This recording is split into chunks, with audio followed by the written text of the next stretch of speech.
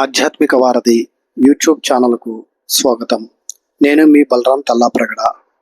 ఈరోజు సాయి తపోవనం అనబడే నిత్యపారాయణ గ్రంథంలో రచించబడిన భగవాన్ శ్రీ సత్యసాయిబాబా వారి దివ్య మహిమలను కొన్ని తెలుసుకుందాం. ఓం సాయిరాం. సాయపడేవాడే సాయికి ఇష్టుడు. స్వామి 60వ జన్మదినోత్సవాలు ఘనంగా చేయాలని ఉవ్విళ్ళూరుతున్న అసంఖ్యాకమైన భక్తులను ఉద్దేశించి స్వామి ఈ విధంగా ప్రబోధించారు.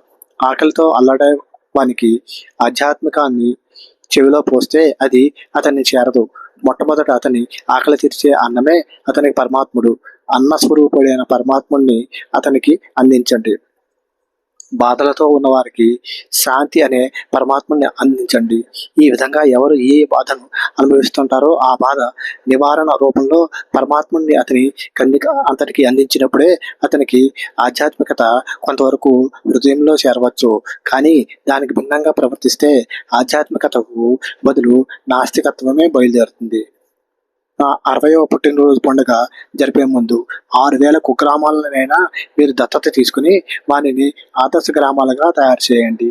జప తప యజ్ఞ యాగాదుల వల్ల కలిగే ఫలితం అంతా ఒక్క దైవ ప్రేమ వల్లనే కలుగుతుంది. ఆ దైవ ప్రేమ సాధించడానికి సేవను మించిన ఏదీ లేదు. నా ప్రేమతత్వాన్ని మీరు అర్థం చేసుకోవాలి.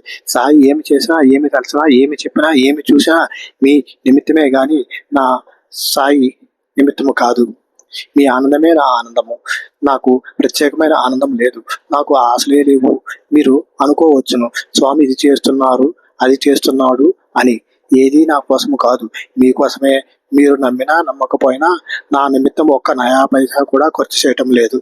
ఏది చేసినప్పటికీ సమాజం కోసమే.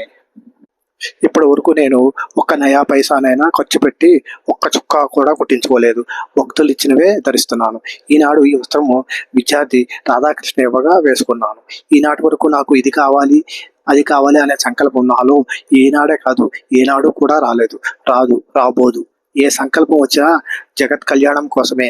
ఈ విషయమును మీరు గుర్తించి మీ కార్యక్రమాల్లో ఉత్సాహాన్ని పెంచుకుని లోకసేవ నిమిత్తమై మీరు కంకణం కట్టుకోవాలి. ముఖ్యంగా మీరు స్వామి కార్యక్రమాలను పట్టణంలో కాకుండా పల్లెల్లో చేయండి. మీ కార్యక్రమంలో ఖర్చును తగ్గించుకుని పల్లెల వారికి అనుకూలములు అందించడానికి ఖర్చు పెట్టండి. ప్రతి పల్లెకు కూడా ఈ విధమైన అనుకూలం చేసినప్పుడు అందరికీ భారతీయ తత్వాన్ని, భారతీయ సంస్కృతిని అందించడానికి అవకాశం ఏర్పడుతుంది. ఒక్క అడుగు వేస్తే నీ కోసం 100 అడుగులు వేస్తాను. బోస్నియా ప్రాంతంపై రష్యన్ ప్రభుత్వం మిలిటరీ జవాన్లు దాడి చేసిన కారణంగా ఆ దేశంలో ఎందరో పౌరులు శరణార్థులుగా వలస వెళ్లారు. వారందరూ యుద్ధ వాతావరణం ఉపశమించే వరకు ప్రత్యేకమైన శిబిరాల్లో తలదాచుకున్నారు.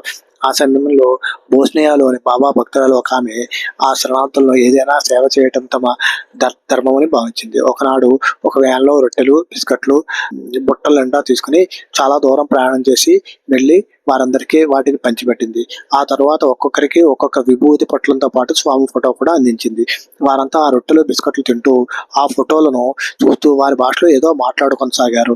ఆ మాండలిక భాష ఆమెకు తెలియకపోవడం వల్ల వారేమనుకుంటున్నది ఆమెకు అర్థం కాలేదు. ముఖ్యంగా స్వామి ఫోటో చూసి వారేమైనా సంభాషిస్తున్నారా అని ఆమెకు తెలుసుకోవాలనిపించింది. అందుకని ఆమె తన వ్యాన్ డ్రైవర్ని పిలిచి వారి సంభాషణలు తెలుసుకుని రమ్మనన్నది. ఆ డ్రైవర్ వారి దగ్గరికి వచ్చి ఈ ఫోటోలో ఉన్న ఆయన రోజు ఇక్కడికి వచ్చి మాకు రొట్టెలు, బిస్కెట్లు ఇచ్చి వెళుతుంటారు. ఈవేళ ఈయన ఈమెకిచ్చి పంపారన్నమాట అని వారు అనుకుంటున్నట్లుగా చెప్పారు. అది విని ఆమె చాలా ఆశ్చర్యపడింది. బృందావనంలో 1996 వేసవి శిక్షణా తరగతులు సభలో ఒకనాడు స్వామి ఆజ్ఞని ఉపన్యసిస్తూ స్వామి సమక్షంలో ఈ సన్నివేశాన్ని తెలియజేసింది. మనం మంచి పని చేయడానికి ఒక అడుగు ముందుకు వేస్తే స్వామి మనకంటే ముందే ఉంటారు అని చెప్పింది. ఓం సాయిరాం. హనుమ విభీషణుల సంభాషణ. మర్కటములుగా పుట్టి భగవంతునికి సేవకులుగా సేవ చేసి భవసాగరాన్ని ధరించి సాక్షాత్కార సౌభాగ్యాలను పొందిన వారు వానరులు. నరులు వానరుల కన్నా తక్కువ వారు కారే.